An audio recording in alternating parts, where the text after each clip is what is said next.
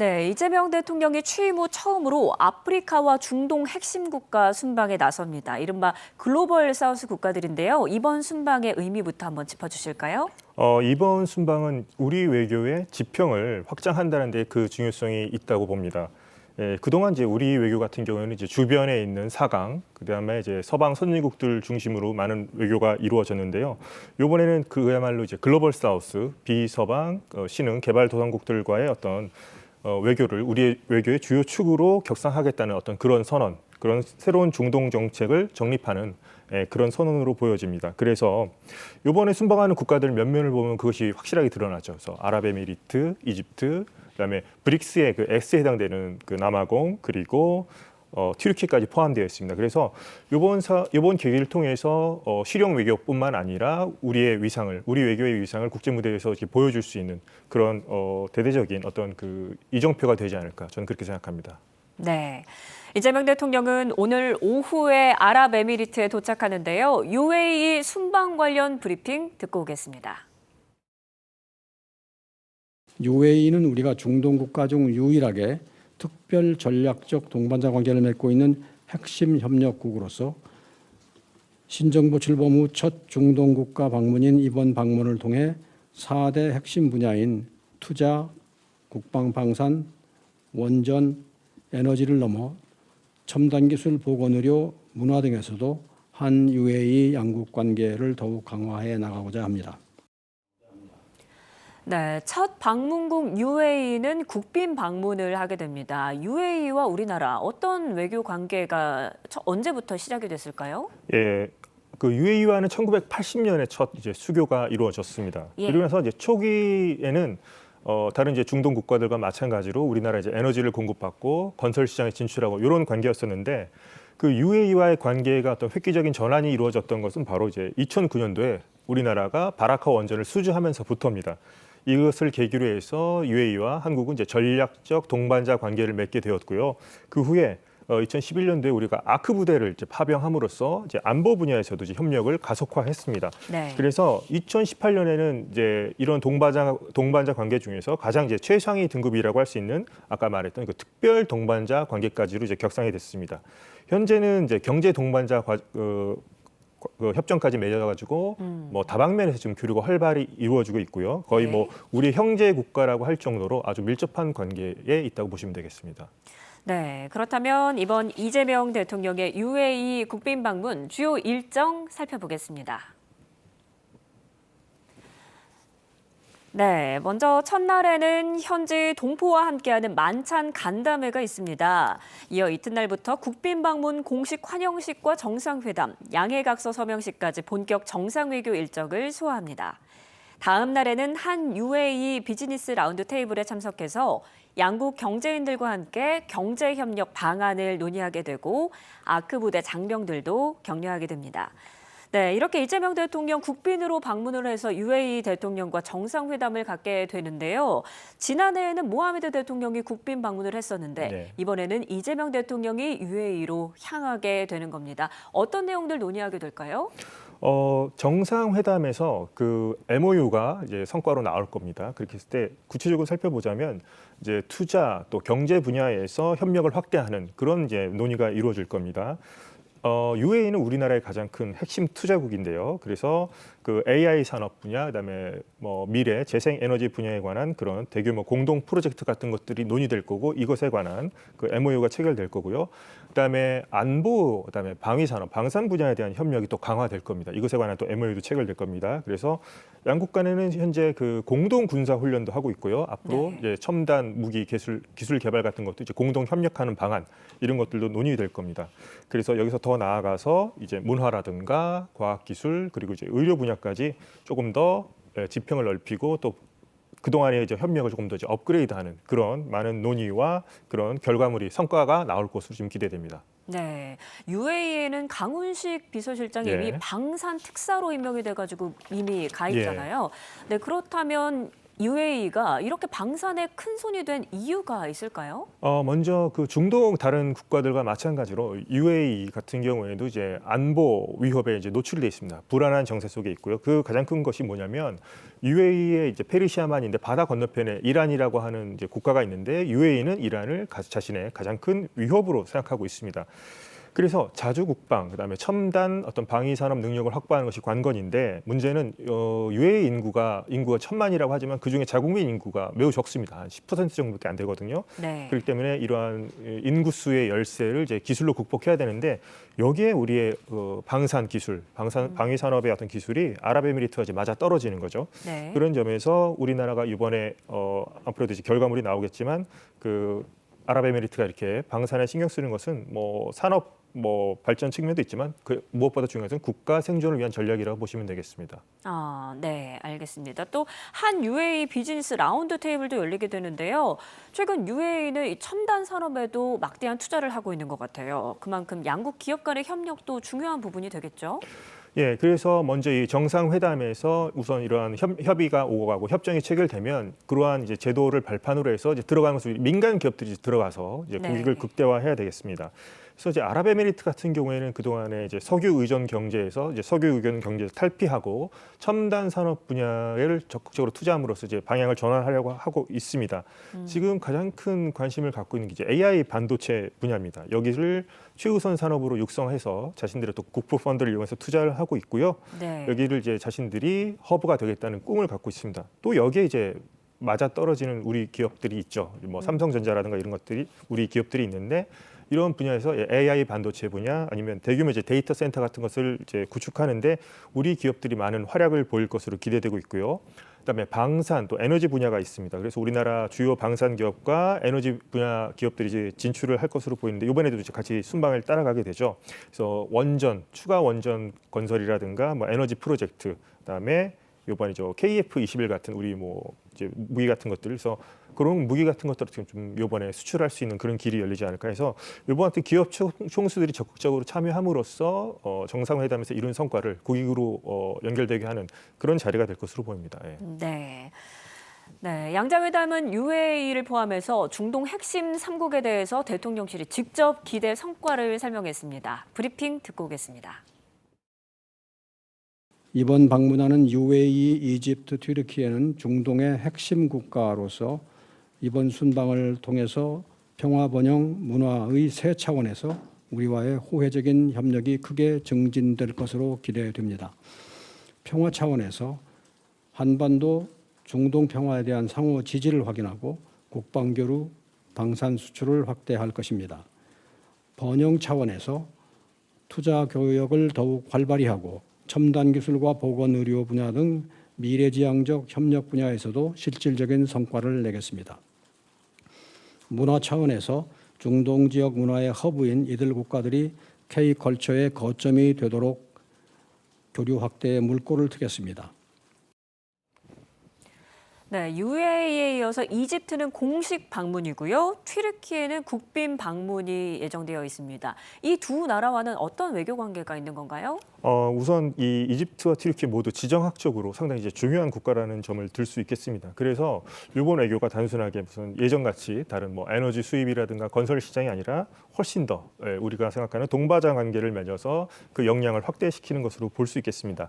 이집트 같은 경우에는 1995년도에 우리나라랑 수교를 했고요. 올해가 이제 수교 30주년입니다. 네. 그래서 그동안에 또 많은 교류를 했었고요. 현재 그 2016년도에 포괄적 협력 동반자 관계를 이제 수립했습니다. 그래서 지금 활발하게 지금 교류를 하고 있고 특히나 이제 방산 분야 같은 경우는 우리나라의 그 K9 자주포라든가 이런 것들이 지금 그쪽에서 생산이 되고 있고요.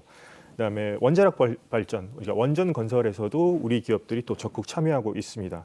그리고 또 여기에서도 그 한국에 대한 또 K컬처에 대한 관심이 상당히 많은 국가라고 보시면 되겠고 특히나 이집트는 인구가 1억인 그 아랍 최대 국가라는 점도 한번 중요성을 한번 생각해 보면 좋겠고요. 튀르키예는 뭐 우리나라에도 상당히 낯익죠. 일단 6.25 전쟁 때 우리에게 파병을 했던 국가이기도 했고요. 57년도에 이제 국교를 맺은 건 57년입니다. 그렇게 맺어 오면서 현재 우리나라와 이제 교류를 계속하고 있습니다. 그래서 FTA도 맺었고요. 이제 전략적 동반자 협정 관계에 있고 튀르키예 같은 경우는 또 유럽과 아시아를 잇는 또 전략적 요충지라는 그 이점이 있습니다. 또 인구도 8,500만에 해당되고요. 그래서 계속 공통되지만 아마 이집트, 튀르키예와는 계속 방산 또 이런 그 경제 교류 이런 협력을 더 강화하는 방향으로 갈 것이고요. 네. 그래서 이번에 하여튼 이 지역에서도 우리의 외교의 어떤 위상을 높이고 그 국익 실리 외교를 뭐 실현하는 그런 자리로서 이번 국가들이 선택된 것으로 보입니다. 예. 네, 최근 이 중동과 협력하는 분야가 점점 더 확대되고 있는 것 같습니다. 이렇게 산업이 좀 다각화되는 듯한 네. 변화가 있는데 이렇게 중동 지역에 변화의 바람이 불고 있는 배경이라고 한다면 어떤 게 있을까요?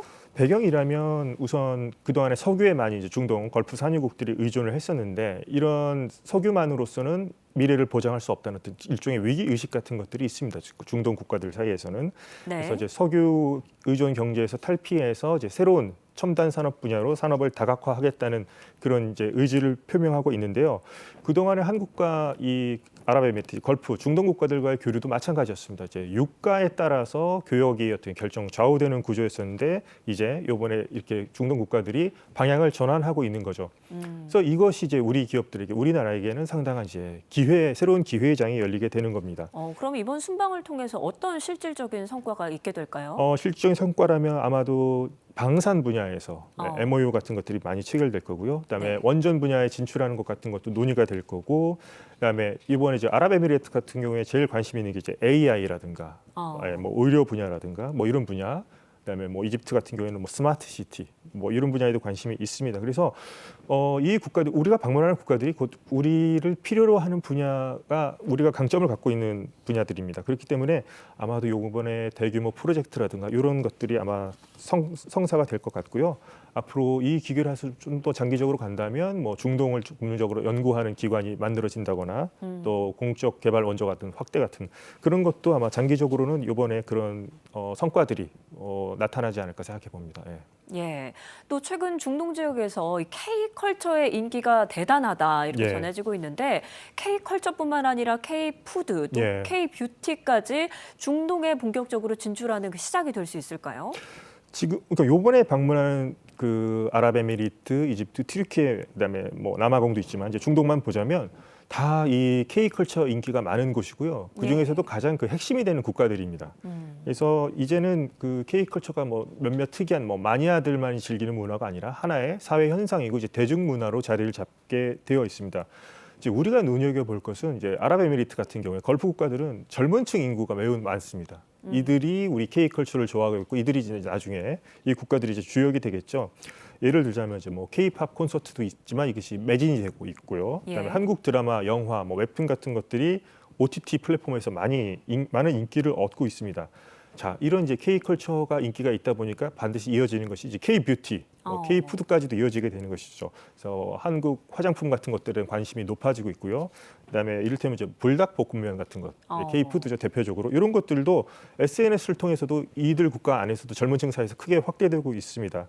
그래서 이번 이제 방문을 계기로 해서 또 이러한 그 우리의 핵심 소비 시장으로서 K컬처를 바탕으로 뭐 K푸드, K뷰티까지도 우리 기업들이 진출할 수 있는 좋은 기회가 될 것으로 생각합니다. 네, 2000년대 한국 드라마가 또 예. 요즘 중동에서 최고 시청률을 기록했다고 하더라고요. 예. 이런 부분도 K컬처가 그곳에서 열풍을 불러일으키는 하나의 요인이 된 것 같아요. 그렇죠. K컬처, 그러니까 그들이 만들지 못하는 드라마를 우리가 만들고 있는 거죠. 영화 같은 것들을. 예. 그리고 뭐 생김새는 다르지만 우리의 어떤 배우들을 보고 이제 동경하는 분들도 있고 그렇기 때문에 그런 배우처럼 되고 싶은 그런 욕구가 있기 때문에 예. 이런 화장품회 같은 것도 이제 수요가 있는 거죠. 그렇게 배우를 따라하고 싶은.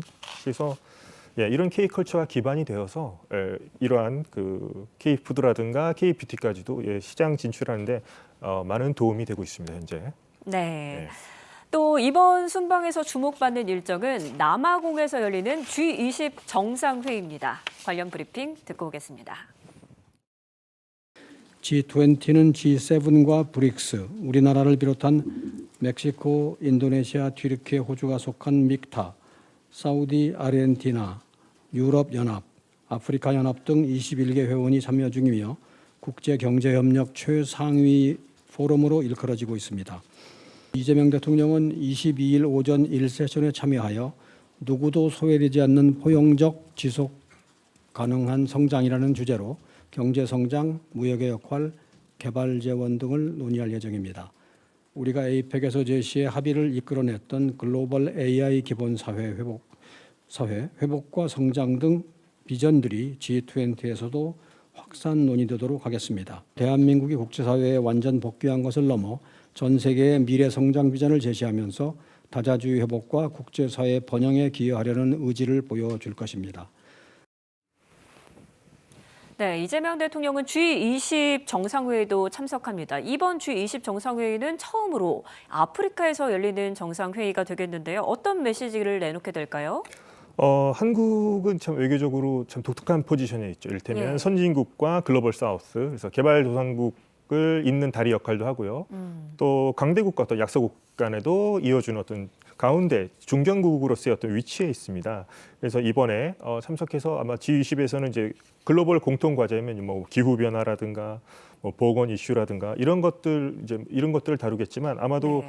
우리의 이제 특성을 살린 그런 메시지를 낼 것으로 보입니다. 이를테면 아까도 언급했다시피 포용적 지속 가능한 성장, 그러니까 AI 시대를 맞아서 기술 혁신이 일어나서 혜택이 돌아가지만 그 혜택이 뭐 골고루 돌아가야 한다는 그런 이제 이슈 같은 것들을 우리나라가 주장하고 있기 때문에 G20이라는 좀 더 큰 무대에서 이러한 이슈 같은 것들, 우리의 어떤 경험이라든가 이런 것을 갖고 있는 방안 같은 것들을 이제 공유하는 자리가 될 거고요.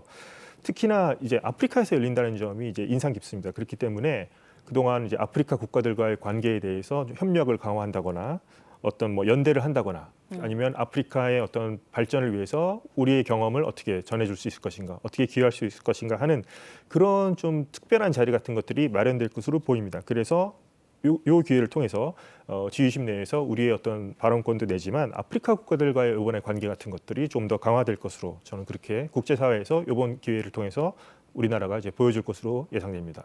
네. 취임 후에 곧바로 G7이 있었고요. 그리고 또 이어서 UN 총회, 또 에이펙 정상회의에 이어서 이번 G20 정상회의까지 정말이지 숨가쁜 외교 일정입니다. 네. 그동안의 성과 그리고 앞으로의 다자 외교의 어떤 방향이라고 할까요? 이런 게 있다면 정리를 해주시죠. 그렇습니다. G7부터 해서 얼마 전에 에이펙까지 해서 이제 다자 외교지. 아마 G20이 아마 올해는 이 다자 외교의 아주 마무리 네. 정점을 찍는 그런 행사가 될 것 같습니다. 그동안 이제 우리나라가 계속 말하지만 이제 중견국으로서 국제사회의 규범을 따르고 어떤 책임 있는 국가로서 이제 그런 외교를 펼쳐왔는데요.